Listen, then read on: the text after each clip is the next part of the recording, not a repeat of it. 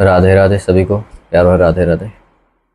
हम लोग दूसरे अध्याय का दूसरा पार्ट कवर कर चुके थे और अब लास्ट है, तीसरा अध्याय है, यानी पार्ट थर्ड है। अभी तक हम लोग पढ़ चुके थे कि प्रेत योनि से कैसे कैसे आगे बढ़ा जा रहा था और मार्ग में 17 दिन चलने के बाद फिर 18वें दिन हम लोग एक जगह पे जाते हैं। हम लोग यानी कि जो प्रेत होते हुए एक सौम्यपुर नाम का जगह पे जाते हैं और वहाँ नयग्रोथ नाम का अत्यंत सुंदर वृक्ष दिखाई देता है। मतलब जो स्थिति पृथ्वी की है, जैसे हम लोग चर्चा करते हैं कि कश्मीर गए थे या फिर अम, कश्मीर गए थे या फिर कह सकते हैं कि क्या हिमाचल वगैरह तरफ गए थे या फिर शिमला वगैरह गए थे। तो जो भी किसी खास जगह की चर्चा करते हैं, वहाँ अच्छे अच्छे पेड़ थे या फिर बहुत ही शांत स्थल था, रमणीय स्थल था। हम लोग कहते हैं ना कि गए हो जी, वैष्णो देवी गए हो, कितना अच्छा लगता है। अयोध्या गए हो, कितना अच्छा लगता है। वृंदावन गए हो, वाह क्या बात है। हमसे कोई पूछेगा कि वृंदावन गए हो, तो हम बोले हाँ भैया गए हैं। तो कौन कौन सा वन है, निधि वन गए हो कि नहीं गए? अरे वाह क्या बात है, निधि वन के तो पूछो मत, बहुत अच्छा लगता है। यमुना विहार किया हो कि नहीं किया हो, बहुत अच्छा लगता है। क्यों? क्योंकि वो एक खास जगह है और वहाँ पर ये सब चीज़ें हैं। तो हमारी पृथ्वी के बाहर भी, हमारे मृत्यु के बाहर भी बहुत सारी चीज़ें हैं, हमारे पकड़ में नहीं है, हमारे अभी वहाँ तक हम पहुँच में नहीं है, हमारे पहुँच में नहीं है। ठीक है। जैसे हमारे के यहाँ के बहुत सारे लोग, खास करके जो मतलब वैज्ञानिक लोग हैं, अभी जो अंतरिक्ष में कौन गए थे, शुक्ला, शुभांकर शुक्ला शायद, राइट, वो आज भारत आ रहे हैं। तो ये लोग एक लोक से दूसरे लोक में चले गए, एक तरह से पृथ्वी को छोड़ करके कहीं दूसरे जगह गए हैं। कितना अच्छा लगता होगा वहाँ पर, या कितना विचित्र लगता होगा वहाँ पर। यानी हम अभी मात्र थोड़ा सा सफ़र किए हैं उस जगह का, जिसके बारे में करोड़ों लोग नहीं जानते। क्या अब गांव के आदमी को कहोगे कि चलो मंगल ग्रह पे, तो तुम पे हंसबे न करेगा, हैं कि जहाँ हम रह रहे तुम मंगल ग्रह के बारे में बात कर रहे हो। और जिसको थोड़ा भी साइंस का नॉलेज है या थोड़ा बहुत भी पढ़ा होगा, उसके लिए कोई आश्चर्य की बात नहीं होगा। क्या? तो वैसा ही इसमें भी है कि अगर जिन किसी को थोड़ा बहुत भी शास्त्र वगैरह के बारे में सुना भी होगा, पढ़ा भी हो गलती से कभी भी, तो उसको पता होगा कि जिस लोक में हम लोग जी रहे हैं, ऐसे ऐसे न जाने कितने लोग हैं, कितने लोग हैं जिसके बारे में जानकारी हमको है नहीं है। तो उन्हीं लोगों में कुछ अच्छे लोग भी हैं और कुछ बुरे लोग भी हैं, इन द सेंस कि कहीं सुख भी मिल रहा है तो कहीं दुख भी मिल रहा है। क्या? तो सुख वाले रास्ते को स्वर्ग आदि कहते हैं, या और भी कई नाम होंगे, और दुख वाले रास्ते को नरक कहते हैं। यही है। हम लोग पढ़ चुके थे कि 18वें दिन जब प्रेत जाता है और अपने किए हुए कर्मों को याद करता है कि हम लोग मम्मी पापा के साथ रहते हैं बचपन से, पति पत्नी रूप में रहते हैं, भाई बहन रूप में रहते हैं, मित्र वगैरह के रूप में रहते हैं, और कितना आनंदित रहते थे। आज कितना संकट झेल रहे हैं। एक चीज़ मैं कहना चाहूँगा यहाँ पे कि बूढ़े बुजुर्ग, हमारे यहाँ के बूढ़े बुजुर्ग लोग कहते हैं कि बूढ़ा बूढ़ा होने पर उनके साथ वो बैठना भी नहीं चाहता है। जिनके जवान रहने पर बहुत सारे मित्र थे, जो लड़कियां जवानी में मजाकिया भाषा में कहें तो कहर ढहाती थीं अपने कॉलेज लेवल पर, इन द सेंस, या फिर लोग, बहुत सारे लोग दीवाने थे जिनके, वो आज बूढ़ी हो गई हैं तो कोई उनको ताकने तक नहीं आता है, कोई उनके साथ बैठने तक नहीं आता है। इसका मतलब आप अपने एक समय के बारे में याद करके आज दुखित हो रहे हैं, राइट। एक लड़की है जिसका सफ़र 0 से 50 या 60 साल तक चला है। जब वो 17-18 साल की थी, तब से लेकर के 30 साल तक, जाहिर सी बात है यौवन अवस्था रहेगा, या किसी पुरुष का भी यौवन अवस्था रहेगा। उस वक्त उसको चाहने वाले बहुत सारे लड़के लड़कियां लड़कों के लिए लड़की, लड़की के लिए लड़के, बहुत सारे रहे होंगे। लेकिन वही जब 60 साल, 62 साल, 65 साल के बूढ़े या बूढ़ी हो जाती हैं, तो कहाँ चले जाते हैं चाहने वाले? फिर क्यों नहीं कोई चाहता कि आइए दादी बैठिए, हम आपसे बात करते हैं, आइए दादाजी बैठिए, हम आपसे बात करते हैं। होंगे, बहुत कम होंगे ऐसे लोग जो बैठते होंगे। कितने लोग हैं जो दादी के साथ बैठते हैं, कितने लोग हैं जो दादा के साथ बैठते हैं? नहीं बैठते हैं। दादा बेचारा अकेले है, तो वो अपने जवानी को याद करके रो रही हैं या फिर दुखित हैं कि किसी समय में मेरे कितने फ्रेंड्स लोग रहते थे मेरे आसपास। मैं बहुत सारे लोगों से मिला हूँ जो अब पछताते हैं, कहते हैं कि हम अपने टाइम में खूब पैसा उड़ाएं। तो आप पैसा उड़ाए तो आपके साथ फ्रेंड्स लोग थे, आज नहीं है, क्योंकि आज आप पैसा उड़ाना बंद कर दिए हैं। तो आपके साथ थे कि आपके पैसे के साथ थे? अब वो जब ये बात को समझ लेते हैं कि मेरे साथ नहीं थे, मेरे पैसे के साथ थे, तब उनका नींद टूटा और अब वो शायद दुखित हैं। बहुत सारे ऐसे गार्जियन हैं, मुझसे पर्सनली बात हुआ है उनका। उसी इसी तरह से जब हमारा शरीर छूटता है और जब हम जाते हैं दूसरे लोक में, तो इस लोक में किया हुआ बात कुछ कुछ याद आता है कि हम कैसे पति पत्नी के साथ, बंधु बांधव के साथ रहते थे और कितना सुखी थे, ऐसा लगता है वहाँ पर। तो अन्य जो प्रेत पहले से पहुँचे हुए हैं वहाँ पर, वो कहते हैं कि मूर्ख कोई किसी का नहीं है, जो जैसा करता है वो खुद के लिए करता है, सुख भी दुख भी। ठीक है, जो ये सब छोड़ो, चलो यम के मार्ग में चलो, पहुँचना है यमलोक, सेंटर वही है।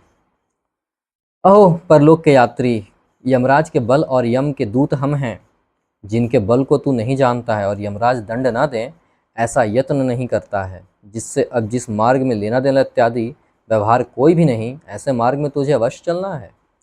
मतलब जिसके बारे में तुम सोचे नहीं थे, अब उस मार्ग में तुमको चलना है। हे प्रेत, यमलोक मार्ग को बालक पर्यंत सभी जानते हैं, इसको तुमने कैसे नहीं सुना? और पुराणों के वचन भी ब्राह्मणों के पास तूने नहीं सुने? मतलब यमलोक के जो दूत हैं, यम के जो दूत हैं, वो ऐसा मानते हैं, ऐसा कहते हैं कि पृथ्वी लोक पर भी, यानी इस धरा पर भी इनकी चर्चा तो होती है। मरने पर आज भी पिंडदान होता है ना भाई। आज भी हम लोग सुनते हैं ना पितृपक्ष। अभी जाओ ना विष्णुपद में, पूरा बड़ा बड़ा होर्डिंग लगा हुआ है। ठीक है, पितृपक्ष का शुरुआत होने वाला है। तो कोई छोटा बच्चा भी देखेगा तो उसके माइंड में भी आएगा कि पितृपक्ष होता क्या है, सब लोग बाल क्यों मुड़ाए हुए हैं, क्या करता है नदी में, कुछ तो माइंड में आएगा ही ना। तो ये कह रहे हैं कि ब्राह्मणों के पास भी तूने वचन नहीं सुने, क्योंकि पुराणों में नरक आदि का वर्णन बहुत प्रकार से किया है। दूत ऐसे वचन कहकर मुग्धर से प्रताड़ित करते हैं। मुग्धर देखे होगे ना फिल्म वगैरह, मुग्धर, मुग्धर से मारते हैं। तब प्रेत गिरता पड़ता दौड़ता है और यमदूत उसको पाश से बांधकर खींचते हैं। कोई ये सब रस्सी नहीं रहता है, नारियल का रस्सी या प्लास्टिक का रस्सी, एक पाश रहता है। ठीक है, वो फेंक करके शरीर से आत्मा को निकाला जाता है, उसी से, मतलब बांध के, और फिर ले भी जाया जाता है उसी के माध्यम से। मतलब एक रेज काम कर रहा होता है। जैसे हम लोग कैसे रिमोट से मोबाइल वगैरह, टीवी वगैरह ऑन करते हैं या ऑफ करते हैं, ठीक है, तो एक रेज काम करता है ना। तो उस प्रकार से उनका जो पाश रहता है कि उसको फेंकते हैं, वो आत्मा उससे खींचता है। भाई आत्मा को खींचना है, कोई छोटा मोटा रस्सी थोड़े चाहिए। इस पूर्व में बैठा हुआ प्रेत मरने के बाद पौत्र आदिकों ने जो स्नेह से अथवा कृपा कर मासिक पिंडदान दिया है, उसी पिंड को खाता है। यानी जो हमारे क्या पिंडदान होता है मरने के बाद, उसको वो खाता है। अब पूछोगे सर देते तो यहाँ है, खा कैसे लेते हैं वहाँ? मतलब देते तो यहाँ है। विष्णुपद में गया मैं, नदी पर या छेवट में जाते हैं देने के लिए, सीताकुंड प्रेतशिला पहाड़, रामशिला के पास जो है जगह है, वहाँ देते हैं। यानी जितना भी पिंड वेदी है वहाँ पिंडदान पड़ता है। तो फिर ये प्रेत को कैसे चल जाता है? भाव।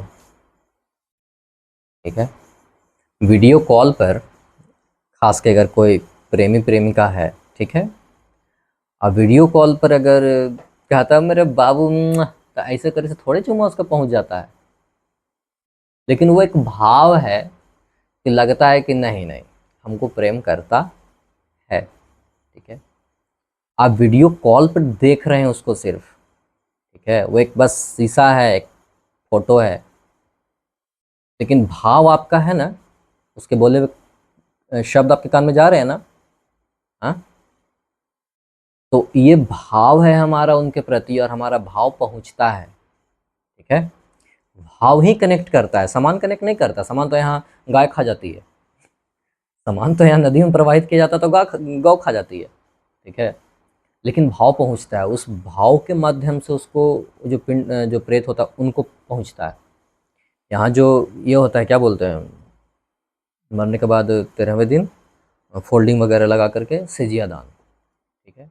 मैं बचपन में बहुत, मुझे लगता था कि ये क्या होता है, पंडित जी सब ले जाते हैं फोल्डिंग वगैरह से लेकर के सारा सामान, छोलनी कलछुल, इतना इतना बर्तन।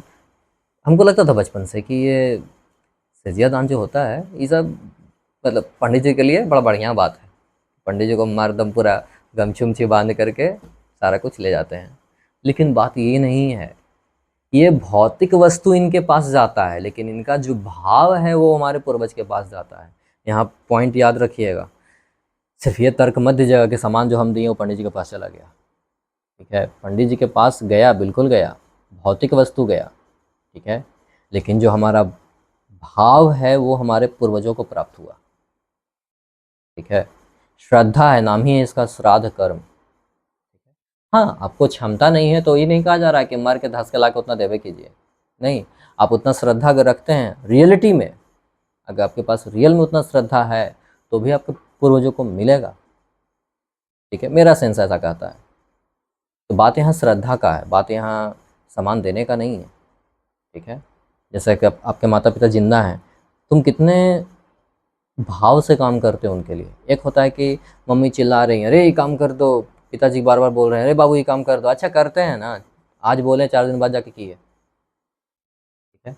और एक हो गया कि नहीं, पापा बोले हैं, श्रद्धा युक्त हम जाके आज उसको कर दे रहे हैं। पापा पानी मांग रहे हैं, मम्मी पानी मांग रही है, या कोई भी काम, ठीक है ना, जबरदस्ती गए पटक के चलाएं। बहुत से बच्चे ऐसे हैं, उनसे मांग लो, कर देंगे क्या एक बार में? नहीं। तो वहाँ पर श्रद्धा नहीं है, डर वगैरह हो सकता है। तो यहाँ है श्राद्ध कर्म में श्रद्धा आपका कितना है आपके अपने पूर्वजों के प्रति। आप कृतज्ञता मानते हैं कि नहीं मानते हैं, ठीक है, कि ये शरीर जो हमारा बना है हमारे पूर्वजों का देन है, हमारे दादा परदादा के से दादा, दादा से पिताजी, पिताजी से हम, राइट।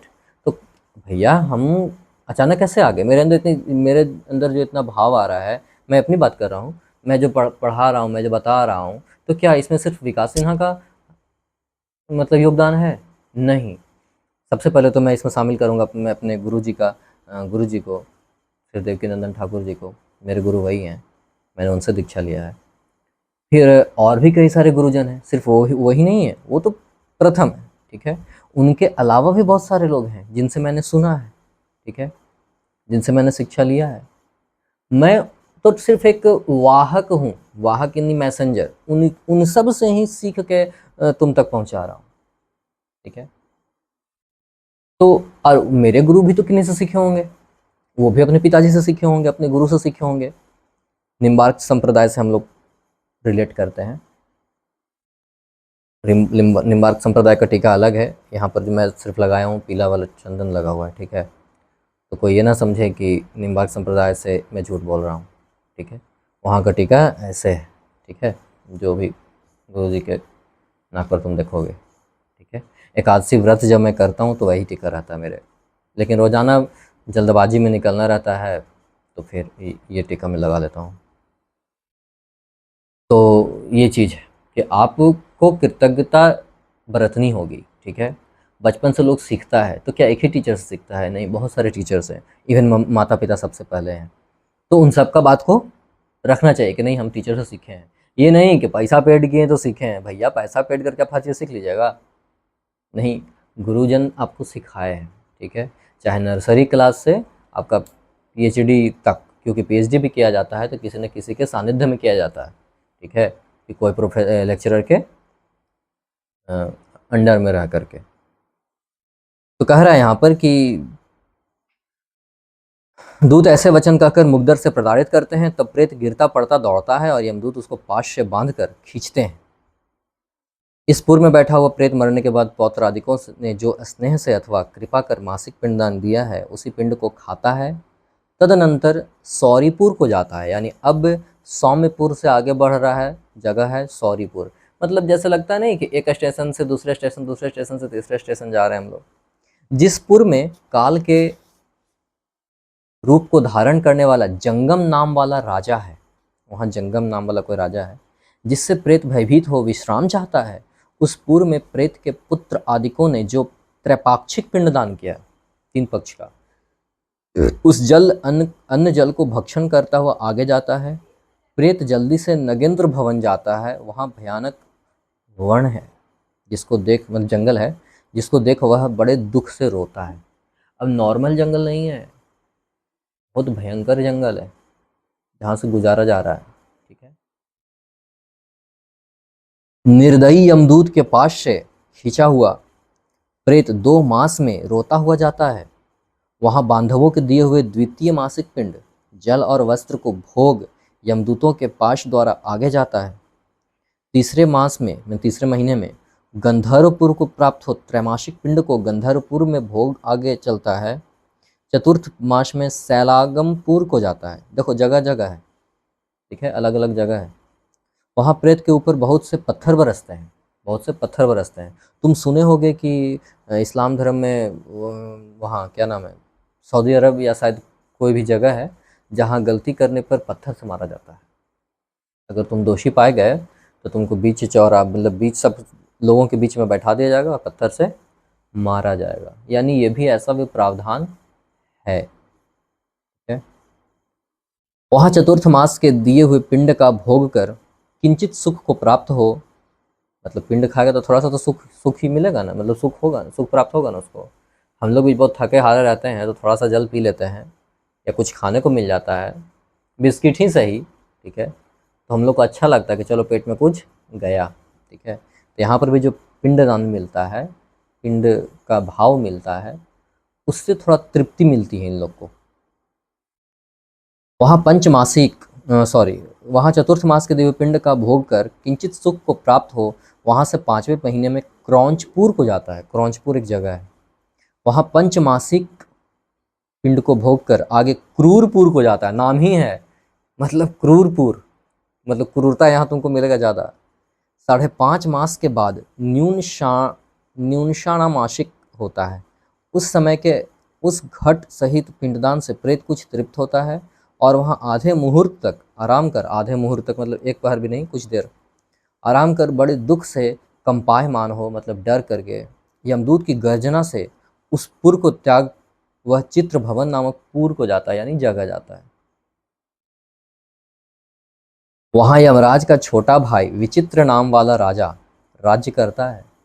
यमराज जी के छोटा भाई का नाम क्या है? विचित्र, ठीक है ना। विचित्र नाम वाला राजा राज्य करता है। उस पुर में उस विशालकाय यम के भाई को देख प्रेत भय से दौड़ता है। मतलब हम लोग भी अगर किसी विचित्र प्राणी को देख लेते हैं तो हम लोग को भी डर भय थोड़ा लगता है, ठीक है। तब नाव चलाने वाले उस प्रेत के सामने आकर कहते हैं कि महावैतरणी नदी में चलाने के लिए हम नाव लेकर तुम्हारे पास आए हैं। अब तुम्हारे पास कोई ऐसा पुण्य हो तो कहो, क्योंकि वहां रुपया नहीं चलता है। लीजिए, मतलब नाव लेके आए हैं, अब कोई पुण्य है तो बताओ, वही भंजेगा यहाँ, ठीक है।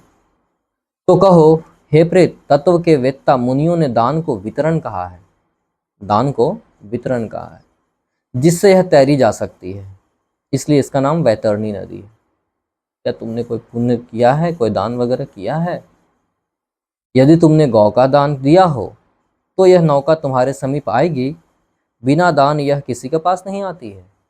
लीजिए, वहाँ डॉलर और रुपया और पौंड नहीं चलेगा। ऐसा वचन कह सुन प्रेत हाहाकार शब्द करने लगता है, हा देव, मैंने दान नहीं दिया। जीवन भर जितना हो सका धांधली करके, चोरी करके, सरसोबीसी करके पैसा बना लिए, वहाँ पर ये पैसा का कोई यूज़ ही नहीं है, ठीक है। जैसे अगर तुम अमेरिका में जा रहे हो तो इंडियन रुपीज़ का इस्तेमाल थोड़े होगा, तुमको वहाँ कन्वर्ट करवाना पड़ेगा।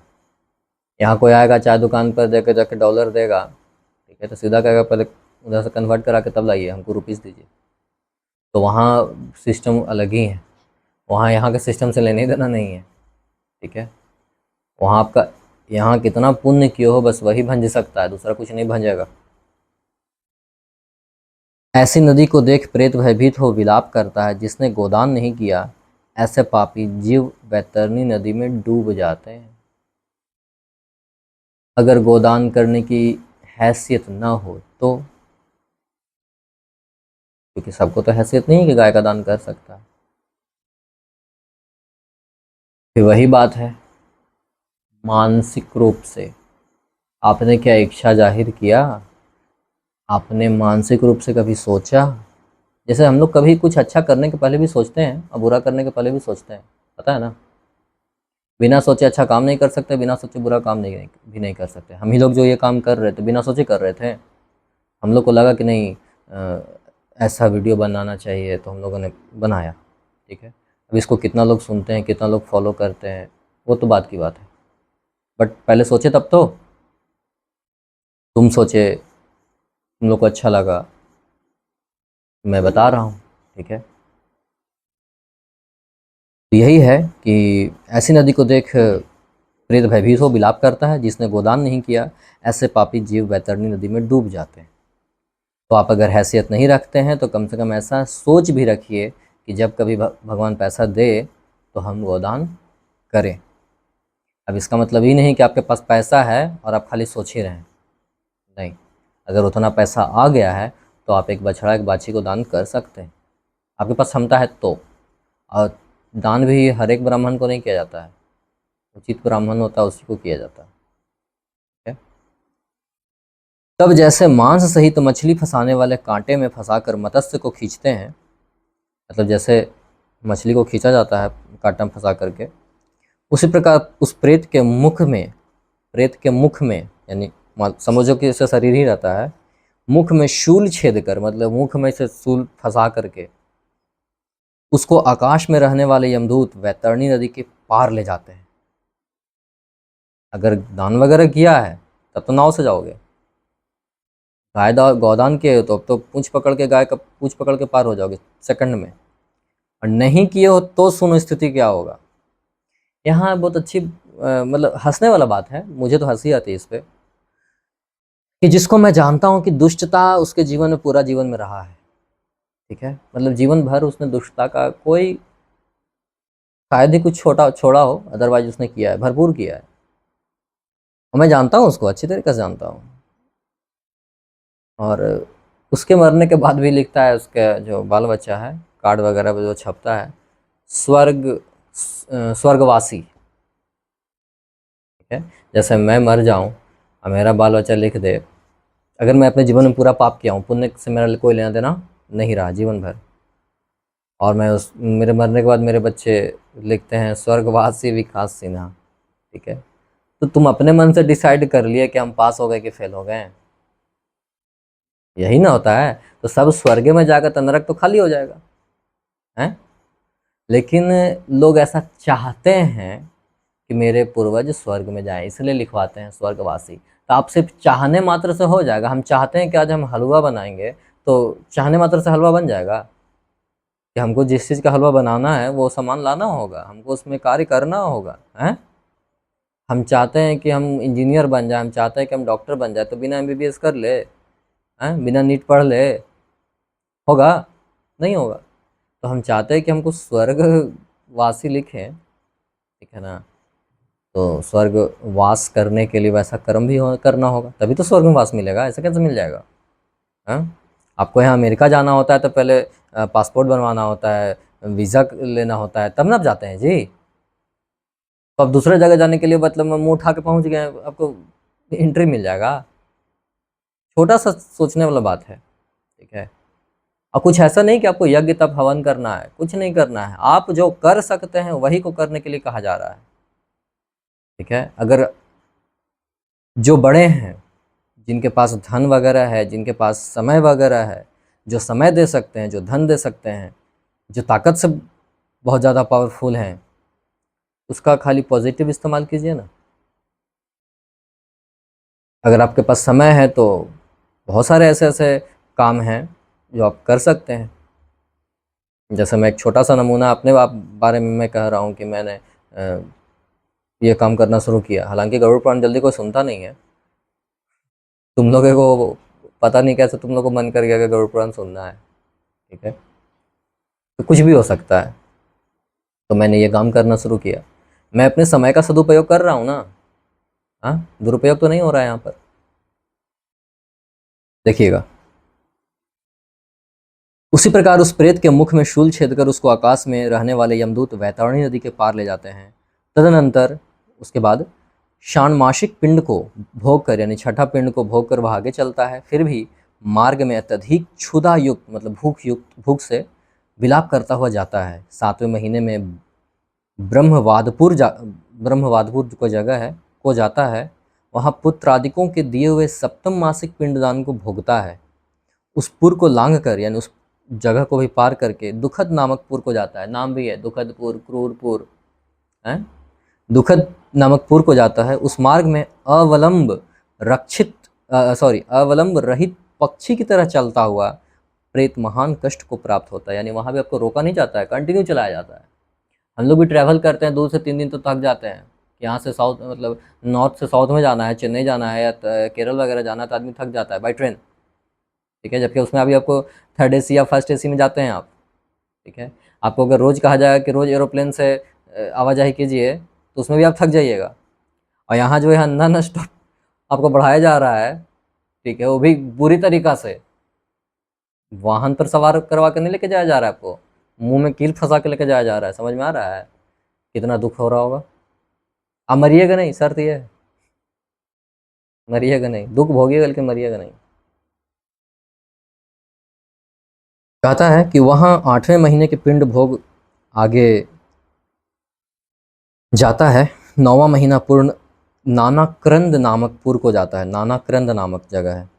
उस पुर में नाना प्रकार के जीव, नाना मतलब नाना नहीं, नाना मतलब डिफरेंट, विभिन्न प्रकार के, ठीक है ना, अलग अलग प्रकार के जीव अत्यंत दारुण भयानक शब्द करते हैं, मतलब रोते हैं। रात में अगर थोड़ा सा भूतहा पिक्चर देख लो और उसको कुत्ता रोने वाला दरवाज़ा को चूं चाई का आवाज़ सुन लेता आदमी, तो पसीना छूट जाता है, ठीक है।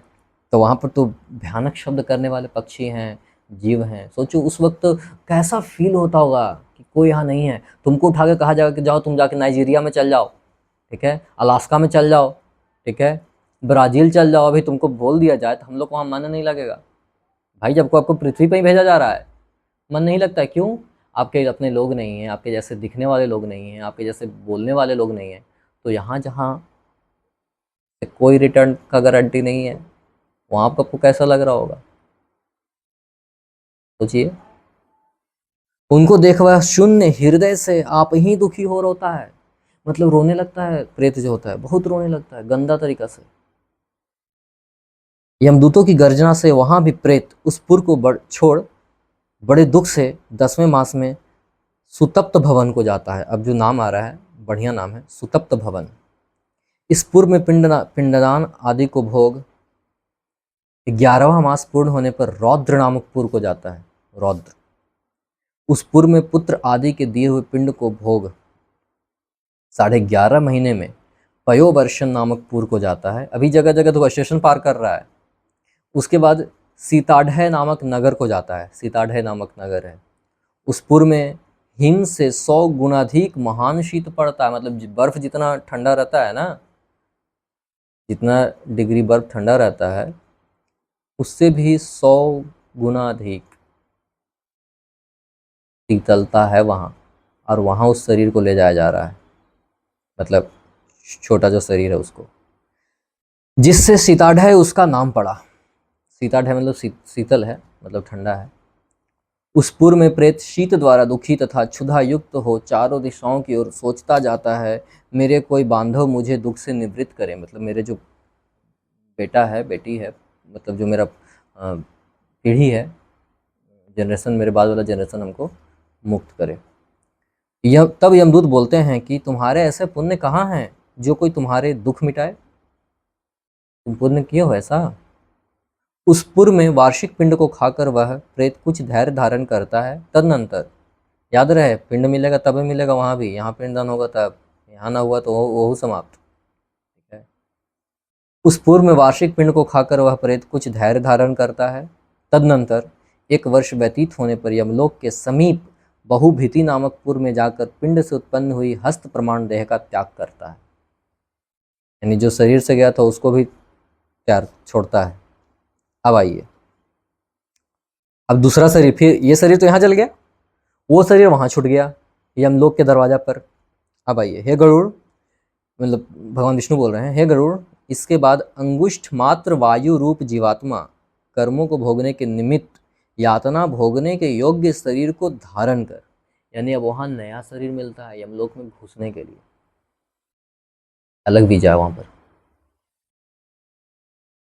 यमदूतों के साथ यमलोक को जाता है। हे गरुड़, परलोक के निमित्त जिसने दान नहीं दिया वह कष्ट से तथा दृढ़ बंधन से बंधा हुआ यमलोक को जाता है।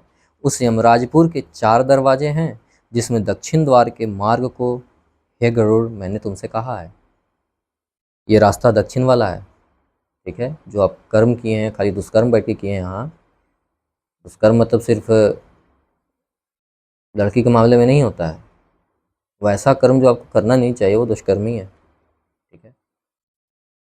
हे गरुड़, मैंने तुमसे कहा, उस भयानक यमलोक के रास्ते में क्षुधा, तृषा, श्रम आदि से दुखी हुए प्रेत जिस प्रकार से जाते हैं उसको मैंने कहा है। अब तुम क्या सुनने की इच्छा करते हो? गरुड़ जी से बोलते हैं विष्णु जी, ठीक है। यहाँ तक दूसरा अध्याय समाप्त हो गया। तीसरा अध्याय अगले,